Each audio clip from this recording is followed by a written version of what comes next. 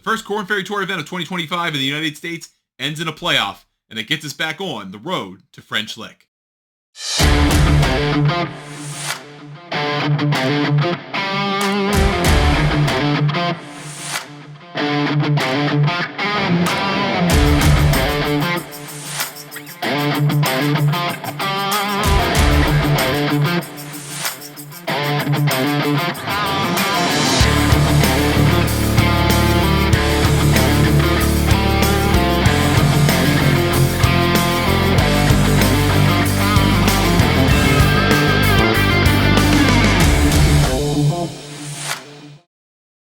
Hi, everyone, and welcome once again to the Road to French Lick, a show chronicling the Korn Ferry Tour. I'm Ryan Ballingy. Thanks for being here. This is our first episode covering a domestic event this year on the Korn Ferry Tour. We'll talk about the Club Car Championship in Savannah, Georgia. We'll hear from our winner. Brendan Sweeney talks with Rhein Gibson, who's one of the best people you'll talk to in professional golf and one of the great minds on the Korn Ferry Tour. We're also going to catch up on the season standings to date, and we'll talk with Brendan, who was down in Savannah, to recap the tournament and what it's like to be at the first domestic event of the year on the Korn Ferry Tour schedule. But first, we start with a recap of the Club Car Championship, which was played at the Landings Golf and Athletic Club in Savannah, Georgia. That is the 7th event of the schedule of 26 set to be played on the Korn Ferry Tour this year. All of the events throughout the remainder of the season from here on out, save for one in Mexico, will be played in the United States. This is an important tournament on the schedule. It sets up the 8th tournament of the year, the Lecom Suncoast Classic, which will be played after the Masters in Lakewood Ranch, Florida. That is the final tournament for players who have 8 guaranteed starts this season on the Korn Ferry Tour to get as many points as they possibly can so that when they re-enter the reshuffle in the point standings after that tournament, they find themselves in good position to have a clear schedule for the remainder of the season. This event was important in particular for Jeremy Gandon, the Frenchman who won his first PGA Tour sanctioned event. He did it in a playoff over Rick Lamb. Both players finished 72 holes of regulation, tied on 17 under 271. They went to a playoff on the 494-yard par 5 18th at the Landings.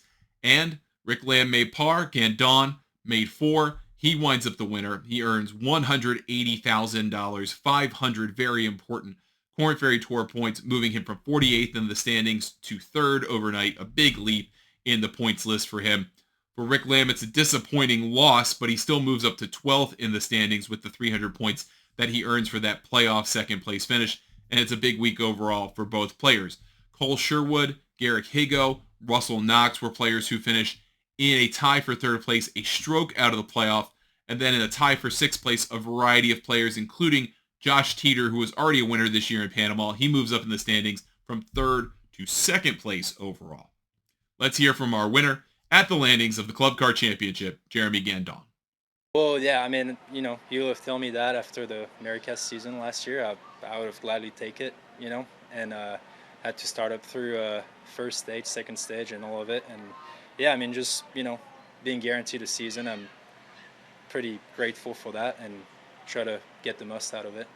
And I mean, when you think about like 2023 and what that season was like, I mean, what do you remember about it? Well, I mean, I started with conditional status, and then I think I got a sponsor in Wichita. Monday in a couple. I ended up, having a couple good results, but, I played, I think, 7 events. So it just was not enough to, keep any status. So, yeah, no, I mean, I'm in great, like just being guaranteed a season is big for sure. And what have you kind of focused on the last year and a half as you've worked your way back here? Just kind of get my stuff a little more complete starting the season. And I think, if it's a coincidence or if it's just starting to work out, I think, mainly that. The game, I haven't changed my swing or anything. It's just still the same. Where'd you grow up playing golf? I grew up in Charpé, France. Just a little course. I used to live right by the tee box on 11 and used to go practice there after school. What was the name of the course? Valence Saint-Didier. And when did you decide that you were going to come to the U.S. for college, and then how did you land on Kansas State? Well, I knew a few guys that were older that did from France, that did the process of going to the U.S. and get a degree and play college golf. And yeah, it was always appealing for me because I wanted to keep my studies and, give myself a shot. being a pro golfer, so I think it was the best setup to do it. And I mean, I had a grand time at K-State, so it worked out. What's the thing you're most excited about for tomorrow? Just just enjoying the moment. I mean, like I say, like I at the end of the season last year, I didn't even know, for sure if I would like still playing, as much tournament competitively. So, yeah, just being in contention is, it's going to be fun, and yeah, I'm looking forward to it. Zach Bichot, who had a great chance to earn a Korn Ferry Tour card last year at the Korn Ferry Tour Championship at French Lick Resort, presented by United Leasing and Finance. Did get the job done there, but he finished T6 this week after shooting a Saturday 63 that threw him into contention for the tournament. He also spoke with the media after the Club Car Championship. It's been 2 months since I've played a tournament, so it's a little hard to remember all those events. But I remember when I went to the Bahamas, I felt like my short game was really bad the first week, and I actually remember hitting it pretty well. And then had a bad Sunday in Panama and missed the other 2 cuts. So it's been okay, but when I've been at home, I haven't played that well the last couple months, but kind of figured something out with my coach about the week before coming here. I've been struggling with a pull draw with the irons, and he noticed that my left-hand grip was getting really strong, so I've been trying to weaken that, and I can hit some better fades with that. Was there anything last year, just finishing a couple spots out of that top 30 slot? Was there anything coming into this year you're really focusing on, or maybe that motivated you coming into this year? Yeah, I'm certainly motivated to play well, as probably most guys are. On this tour, it's a nice opportunity to play here, but you want to get to the PGA Tour and see how you do. For me, I just try to focus on getting better. I feel like last year my short game wasn't that great, and the weeks that it was good on, I played well, but I had too many weeks where I was losing too many shots around the greens and couldn't quite compete, and not taking advantage of that. 17-year-old Blades Brown has made quite an impression on the PGA Tour, turning professional before graduating from high school, and has made a cut on the PGA Tour, starting to cash checks as a pro. He made a Korn Ferry Tour start this week, and he talked with the media ahead of the week about what this means to him and his journey up into the highest levels of professional golf. Well, I mean, I wanted to play on the high stage when I was thinking about turning professional. It was just a decision that I was on the table, and I thought, why not hang out with the best players in the world? And I think, in my opinion, it was the best decision for me, and I'm going to see what happens. Of course, the next step is PGA Tour, right? Yeah. I'm playing this week, and then I have a week off. But hopefully in the future we won't have the next week off after this week. Who's your hero on the PGA Tour? Who's my hero? Yeah. Oh, that's a great question. Well, I've told the story before, but Jordan Spieth. I actually met him when I was 10, so I'm 17 now. But I met him when I was 10 years old at the 2018 Masters practice round on Wednesday, and I'm over there on the tee box, and all of a sudden he comes up. He's with Jason Duffner and I forgot the other guy's name, but he walks up to me and he started talking to me. And I was like, this is the coolest thing ever. Jordan Spieth's talking to me. He asked my name, where I was from, and it was an unreal experience, especially for a person of his caliber. And so, yeah, it's actually funny. At the Valspar, unfortunately, I missed the cut at the Valspar, but at the Valspar, I'm doing my little putting drill, right? And there's kind of a mirror behind me, and I'm like, okay, yeah, no one's here. I'm just going to putt around this hole. And then as I'm finishing my drill, I hear some talking behind me, and guess who it is? It's Jordan Spieth. Jordan Spieth and I were putting the same golf hole at the Valspar. So I told him that story, and he said, man, you're making me feel old. But it was a really cool experience. I'll never forget it. We now take a look at the top 5 in the Korn Ferry Tour point standings through 7 events on the season. Hank Lebioda was the first winner of the year. He took over first place after that first event at Atlantis, and he is still number 1 on the points list. He has 828 points so far in the season. He leads over Josh Teeter, who we mentioned moved from 3rd to 2nd place. He now has 671 points. Jeremy Gandon moves up to 3rd place with that 500 points for the win at the Club Car Championship, now at 623 points. Justin Suh, already a winner this year, 4th on that list at 620 points. And S.H. Kim, who has not won this year but has a pair of 2nd place finishes, is in 5th place at 569 points. looking all the way down to the bottom of the list of the top 20 players on the Korn Ferry Tour point standings. Number 20 now is Emilio Gonzalez, who comes in at 304 points. Again, trying to project out over the course of a 26-event season what that cutoff is going to be able to earn a PGA Tour card for 2026 through the Korn Ferry Tour. We thought it would be 1,000 points as that kind of baseline number. It may be a little bit higher than that. Looking through 7 events on the schedule now, we won't quite have 28 events, so we're a little bit through more than through a quarter of the season at this point. But at 304 points being the cutoff, it seems likely that 1,000 number may not be quite enough in the end to get a PGA Tour card. Our guest this week on the Road to French Lick is Rhein Gibson, the Australian who has played on the PGA Tour and the Korn Ferry Tour, is one of the brightest, most entertaining personalities and voices in golf. He talks with honesty, he talks with intelligence, and he's someone who probably has a future in broadcasting if he wants it. We spoke with him at length at the Atlantis event at the start of the year and just found him to be one of the best guys out there, one of the most friendly people, and a guy that has a ton of insight into the journey of professional golf. Brendan Sweeney spoke with him at the Landings Club in the Club Card Championship setting to talk about his journey, his season, swag golf, his awesome golf bag, and just a killer personality that makes him such a great guy to root for and follow. Rhein Gibson, what's going on, man? Not much, Brent. How you doing? Good. Tell us a little bit about the beginning of the year. How was the Bahamas, South American? Bahamas was good. Argentina. Man, I love Bahamas. I could live there for sure. Good start to the year. Always in some nice windy weather down there. Right. Pretty close to home, especially in January. It's always nice to get out of Oklahoma. Just zip in and zip out. South America was fine. Yeah, a long way to go down to Chile and Argentina. Oh yeah. Kind of had to do it, and happy to be back stateside now. Very good. Any changes since last year at all? You tweaking on anything? What are you working on? No, not really. I'm just a creature of habit. No? Equipment doesn't really change much. Just always work on the same thing with my golf game, whether it's swing, chipping, putting, whatever. So game feels pretty solid. I know this place pretty well, which is key, I think. And looking forward for a good week. So Savannah has always been like a kickoff to the Korn Ferry Tour over the past 10, 12 years, whatever. Yeah. How do you approach it year to year, coming back to the same place? You know it, you know the people. Yeah, so I'm pretty familiar with it. I've played here a handful of times now. I just did Q School here in end of October, so I was just recently here. And I don't know, I'm familiar with the place, which obviously makes me more comfortable when I come back here. I know where everything is. Stay with the same people again this year. Great town, great vibe. Man, and it's great. This community is amazing. 6 courses. Yeah, I think huge. There's 5,000-6,000 homes in here. So in saying that, a lot of the players and caddies and stuff get put up within the neighborhood, which is great. So logistically, that's awesome.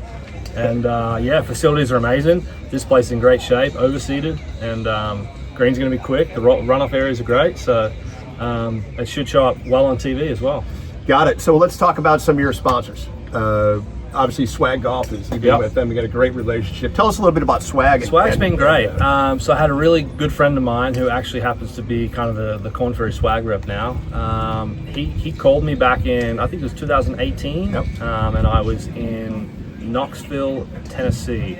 And he's like, hey, I got a buddy starting the putter company. I know you don't have a contract with anyone. Would you be willing to look at some? I said, yeah, sure thing. So they made me up 3 putters. And I pretty much have had one in the bag ever since.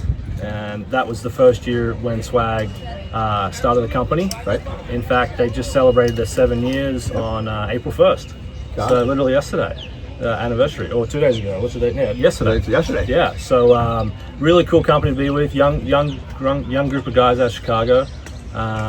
Really kind of pushing the needle with some of the designs, and it's pretty out there, but it's amazing, the products that I use, especially the golf bags and the head covers, the amount of comments I get every week. I've jokingly said that if I had $1 for every time someone said something, I'd be the leading money winner every week or every year. I take points over the dollar. No doubt. But people love the stuff, people gravitate towards it, and I think each year their brand's getting bigger and bigger. More of a footprint now, some more players on the main tour as well. So I know last year we were in Sarasota, and you had that Chicago bag. I literally stopped dead in my tracks. I'm like, holy cow, this thing's great. So we're going to start a relationship up with Swag Golf Awesome, with Golf Newsnet and the Road to French Lick show. Yeah, so we're looking forward to that. Yeah, so. I'm glad we could make that kind of work. So, Yeah, fantastic. it all started in the Bahamas over a cocktail. Who would have known, right? Who else you got on your? I got a guy in Oklahoma who has he's one of the largest Cadillac dealers in the country. Nice. Stillwater, Oklahoma, of all places. Why not? And,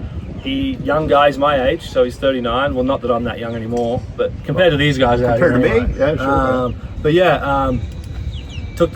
Took family business, got into it, and just has taken it gangbusters. You get a caddy out of the deal? I do have a nice, sweet little caddy, Nice. CT5V, which gets me A to B probably a little bit quicker than what I should, but Well, that's always fun. Yeah, you got some wide open roads out there. Yeah, too. so we've got a handful of guys out here that represent him as well. So Wilson Cadillac, Oh yeah, that's what he goes by. Yeah, very good. And then some of my best friends have a decent size, well, not decent, a really big oil and gas company. So I'm pretty fortunate there.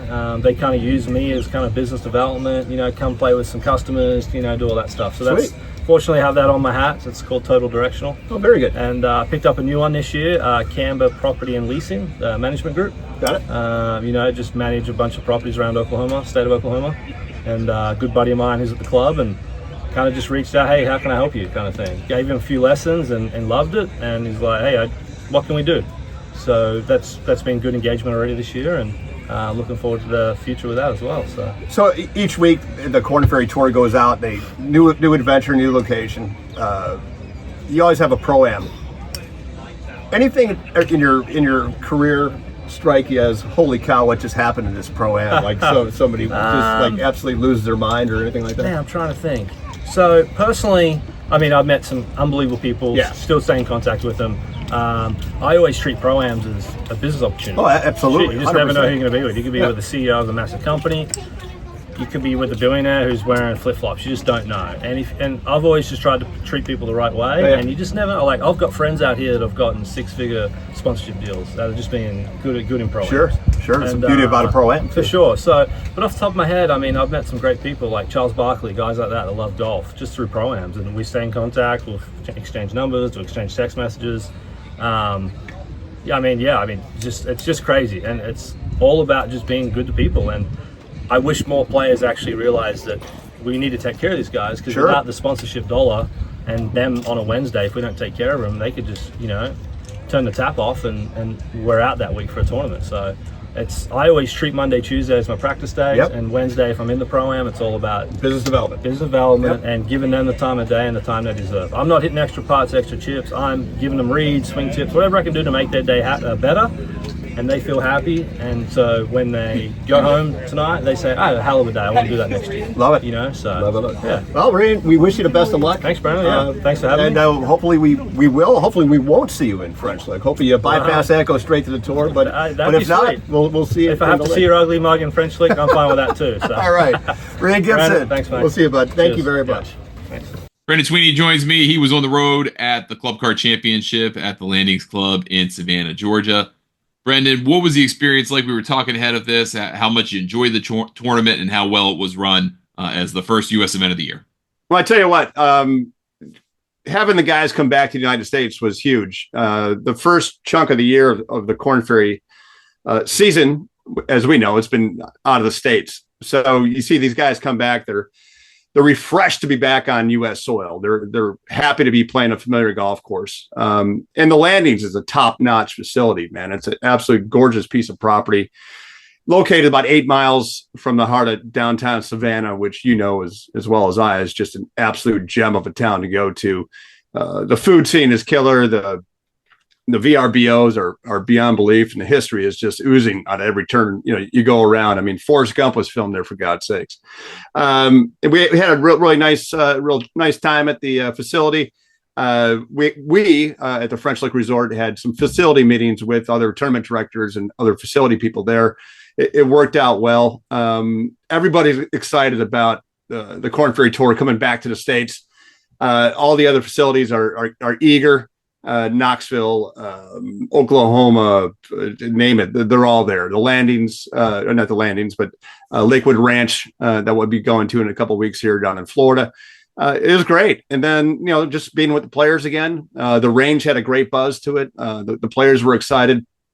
Obviously, the top 20 guys are now being focused on the broadcast. Golf Channel was there. It was our first time this year being with the Golf Channel and their crew, which are absolutely fabulous. They introduced a new piece of technology this week. I don't know if you noticed during the broadcast that they're introducing the drone more often. And they're really excited about that too. So we're trying to get that to come to French Lick. I mean, the vistas of French Lick are fabulous PTI callers. And if you could highlight that with live coverage, not just flyovers of a drone, but actual covering the event is pretty cool. But overall, the vibe was great, and people are excited. We got a week off, and then we hit the ground down in Sarasota, as we said, coming up in about a week or so. Yeah, it kind of gave off vibes of kind of the first day of school yet again, because they're back in the States. Now the big run starts. We've already played now 7 tournaments on the schedule, but they have played 6 coming into the week. It's a 26 tournament schedule, so the season, the 5th, almost a 4th over by the time they come to the United States. But now we start the real grind, where there's not much time between tournaments. We have this week off for the Masters tournament, then 3-4 in a row, then a week off, then 3-4 more in a row. So basically we're playing around the major championships, continuing to play week after week after week. It's going to be a lot of golf for these guys. Yeah, and the reshuffle is going to happen too. Yeah. So the guys that that need to step up. I mean, you and I, we focus on, on the points. I mean, at the end of the day, the points is where you're at. And if you're a former tour player, the PGA pro, PGA professional, and you know what the points mean, you've been to the show, and now you got to really step up your game. And if you weren't playing well in the Americas or in the Bahamas, you got to get your stuff together, man. I mean, you look at someone like, 2 years ago at Victoria National, Paul Bajan, a Frenchman, he medaled, and he is he's not even in the top 156 yet after 6 events. So guys got to pick up the pace. Doc Redmond's got to pick up the pace. I mean, he was a fan favorite last year at our place, and he's the All-Star Walker Cup guy. He's been on the show as well. So got to get it going, guys. It's the bottom line. It's really challenging to do, right? I mean, we've looked at guys who have had that heartbreak happen to them, whether it's at French Lick with Doc, whether it's Alistair Doherty, who's been one shot shy, I feel like, of a card 2 or 3 different times. You had Sam Bennett, who was close. He struggled last time out at Savannah. It almost seems to kind of have this effect on players, and it could be a multi-year effect in some cases, that if you don't seize the opportunity, you may not feel up to the task of getting it again for a while, if ever again. But take a look back the last 3 weeks. Kyle Westmoreland, Logan McAllister. I mean, they came out of nowhere, and all of a sudden, bang, they're right up on top. So, yeah, it's exciting. We have a great week. We have a great show ahead, and let's see what we got, man. Yeah, we've got, and I want to bring up this point too, because I was thinking about this watching the tournament, that yes, there are 10 fewer cards this year, right? Yeah. Going down from 30 to 20 because of the changes of the PGA Tour level, going from 125 to 100. But being one of those 20 means a whole lot more, I think, than the 30, because you're practically guaranteed a place in all of the regular events next year. You get a straightaway crack at trying to get in the signature events. You're not struggling quite as much to get starts, especially if you're in the back third of that 30 players this year who graduated last year. There is a lot to play for anyway, but I feel like the value of the PGA Tour card from the Korn Ferry Tour has gone up more this year. Well, yeah, and then take a look at the DP World Tour, and then look at the college, the PGAU. Yeah. I mean, that's another way to get in. So not only have the 20, but you have 10 coming from DP, and you got some coming from the PGA University route too. So it's an interesting strategy on how these guys are going to get their card, and we're just glad to be part of it. So, well, we start the big stretch run here again next week. We've got Lecom down in Lakewood Ranch, Florida, a bunch in a row, and we're going to really start to quickly flesh out the players who have the best chance to be one of those top 20 players at the end of the Korn Ferry Tour Championship up at French Lick Resort. So, Brendan, thanks so much for being with us. Thanks for being on the road. We'll talk soon. Thanks, man. See you. Well, that's going to do it for us this week on the road to French Lick. We appreciate you so much for watching. Our next tournament on the Korn Ferry Tour schedule is the Lecom Suncoast Classic, played in Lakewood Ranch, Florida. the week after the Masters. Starts a run of several consecutive tournaments. We'll have episodes for you covering all of them. For Brendan Sweeney, for everyone at the French Lick Resort, I'm Ryan Ballingy. For everybody at Golf News Net, thank you so much for watching. We will see you next time on the road to French Lick.